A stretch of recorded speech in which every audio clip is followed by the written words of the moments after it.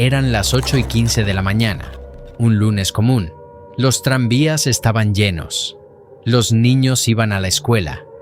Y entonces el cielo se convirtió en sol. Lo que vas a escuchar ahora no está en los libros de historia.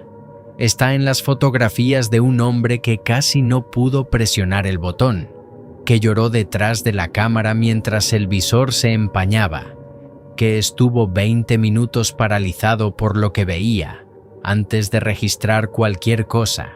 Yoshito Matsushige tenía 32 años, era fotógrafo de periódico, y esa mañana capturó el único registro visual del infierno que la humanidad creó con sus propias manos.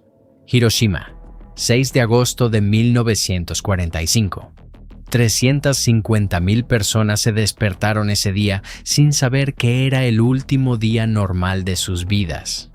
El cielo estaba despejado, el sol era intenso, y allá arriba, plateado y elegante, un único bombardero B-29 cruzaba el azul. Nadie se preocupó. Estaban acostumbrados. Era solo otro avión americano de reconocimiento. No lo era. A las 8:15 exactas, una bomba llamada Little Boy explotó a 600 metros sobre la ciudad. En el centro de la explosión, la temperatura alcanzó los 6.000 grados Celsius, tan caliente como la superficie del Sol. En el primer segundo, 70.000 personas simplemente dejaron de existir. No murieron. Desaparecieron. El calor era tan absoluto que algunos no dejaron ni sombra. Otros dejaron solo eso, la sombra grabada para siempre en la pared detrás de ellos. Y entonces llegó la onda expansiva. 1.600 kilómetros por hora. 60.000 casas y edificios destruidos en un abrir y cerrar de ojos. Cuerpos destrozados. Vidrios convertidos en proyectiles. Y después, el fuego. Un fuego que no paraba. Matsushige estaba en casa cuando la bomba explotó, a menos de 3 kilómetros del epicentro. Su esposa estaba embarazada. La onda expansiva arrancó las paredes.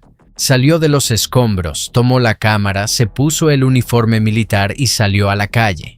Lo que vio en las horas siguientes lo cargó por el resto de su vida. Las calles estaban cubiertas de cuerpos carbonizados, gente caminando con la piel resbalándose de los brazos como si fuera un guante que alguien intentara quitarse. Matsushige quería llegar al centro de la ciudad.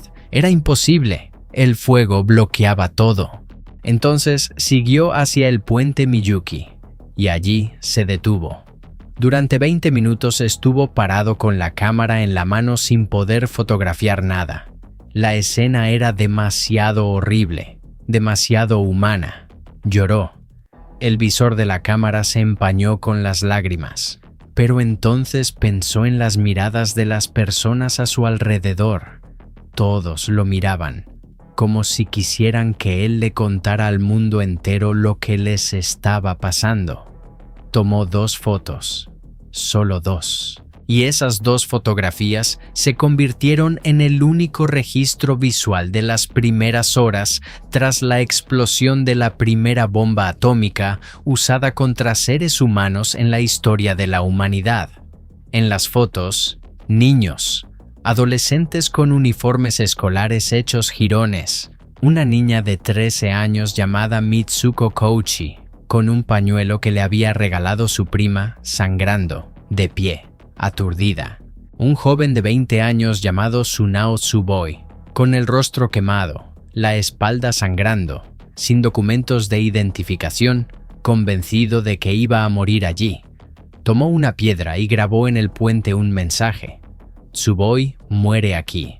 Tenía 20 años y creía que nadie vendría a buscarlo. Un niño de espaldas a la cámara, cabeza rapada, orejas con una forma peculiar. Nunca volvió a casa. Décadas después su madre lo reconoció en esa fotografía. Se llamaba Akira. Y el puente Miyuki fue el último lugar donde alguien lo vio.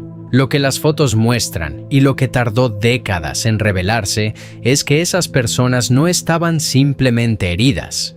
Estaban muriendo de una manera que la ciencia todavía intentaba comprender. Las quemaduras causadas por una bomba atómica no son como ninguna otra quemadura.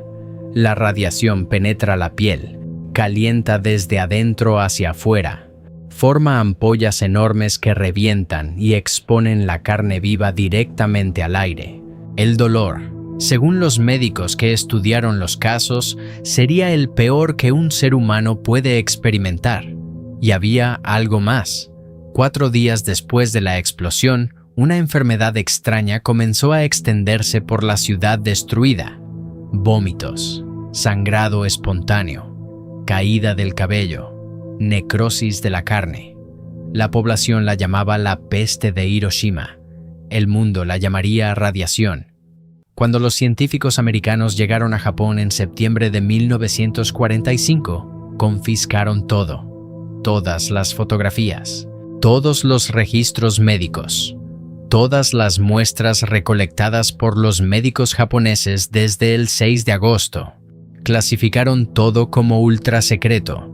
Crearon una comisión bajo el pretexto de ayudar a las víctimas. Pero los médicos japoneses eran vigilados por la policía militar americana. No podían hacer preguntas, no podían publicar nada, bajo pena de perder su licencia para ejercer la medicina. El sufrimiento de Hiroshima fue deliberadamente borrado. ¿Por qué? Porque los Estados Unidos habían invertido $2.000 millones en esa bomba, porque el futuro era la energía nuclear civil, y porque si el mundo viera lo que realmente le pasaba a un ser humano expuesto a una explosión atómica, tal vez nadie aceptara lo que vendría después. Las fotografías de Matsushige sobrevivieron por casualidad. En el Japón de esa época, fotografiar eventos que atentaran contra la moral pública era un crimen. Las fotos circularon a escondidas. Los negativos quedaron tan dañados que casi desaparecieron. Solo un meticuloso trabajo de restauración en la década de 1970 los salvó del olvido. Los sobrevivientes, los llamados hibakusha, cargaron un peso diferente al de cualquier otro sobreviviente de guerra.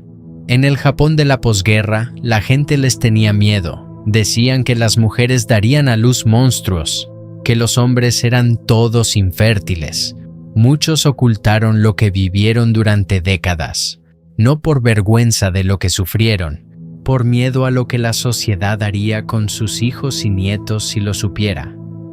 Mitsuko Kouchi, la niña de 13 años de la fotografía, guardó dentro de ella por más de 70 años la imagen de una mujer en el puente Miyuki, sosteniendo a un bebé carbonizado, llamando el nombre del bebé, pidiéndole que despertara. El bebé estaba muerto, y Mitsuko nunca se perdonó por no haber intentado ayudar. Todos los días piensa en eso. Tsunao Tsuboi sobrevivió. El mensaje que grabó en el puente estuvo allí por años. Para él, el puente Miyuki no fue el lugar donde casi murió, fue el lugar donde renació. El resto de mi vida comenzó aquí, dijo. Yoshito Matsushige murió en 2005, pero antes de morir escribió en sus memorias que había nacido para estar en ese lugar, en ese momento. Que las miradas de esas personas eran una súplica, que era cruel fotografiarlas, y que era lo mejor que podía hacer. 180,000, 210,000. Los números cambian dependiendo de quién cuenta y hasta cuándo se cuenta, porque muchos no murieron ese día, murieron en los meses siguientes, en los años siguientes, de cáncer, de leucemia, de enfermedades que la medicina todavía no sabía nombrar. Y el silencio que los Estados Unidos impusieron sobre todo eso duró décadas. La pregunta que queda no es sobre el pasado, es sobre lo que se hizo con ese pasado. ¿Cuántas otras cosas fueron deliberadamente borradas? ¿Cuántos otros Akiras están en alguna fotografía que nadie devolvió a la familia?